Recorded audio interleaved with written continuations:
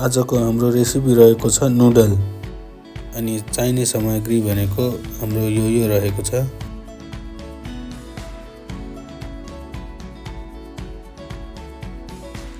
सिलौटोलाई मजाले धोएर अदुवा अनि लसुन अनि जिरा धनिया अनि खुर्सानी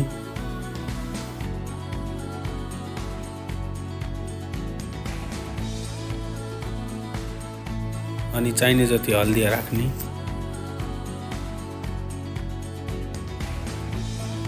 अनि सबैलाई मजाले मसिनो गरी पिस्ने।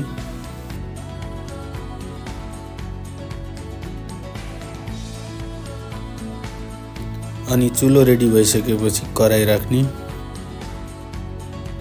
अनि चाहिने जतिलाई काटेर चाहिँ छुट्टा छुट्टै राख्ने। अब चाहिँ कराईमा तेल हाल्ने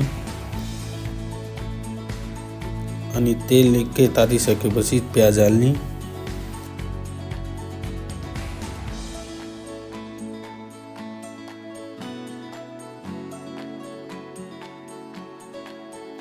अनि एकछिन त्यही प्याजलाई भुन्ने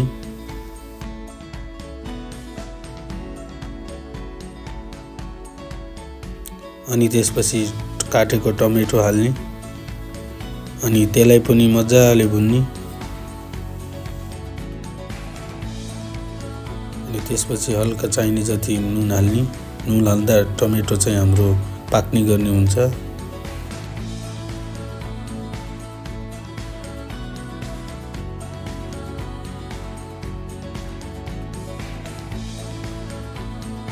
अनि एकछिन पछि त्यो पिसेको मसला हाल्ने त्यसलाई नि एकछिन भुन्ने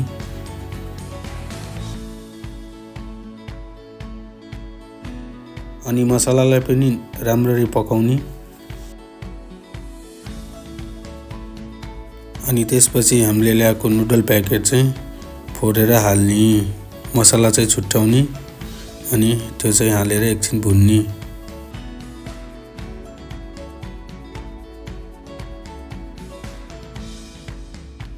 अनि भुनिसकेपछि हल्का गरम पानी जति चाहिने त्यति हाल्ने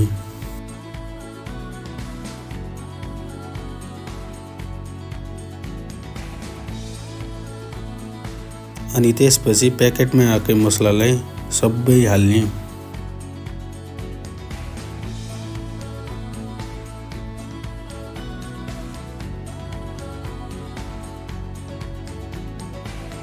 अनि त्यसपछि एकछिन बोइल हुँदा चाहिँ हाम्रो नुडल चाहिँ लगभग रेडी भइसक्छ।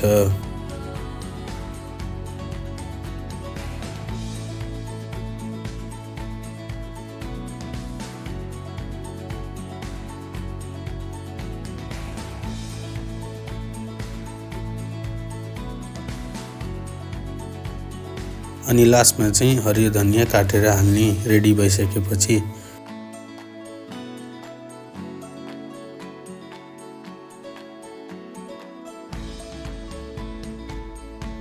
अनि त्यसपछि आजको रेसिपी चाहिँ हाम्रो रेडी भयो खानको लागि।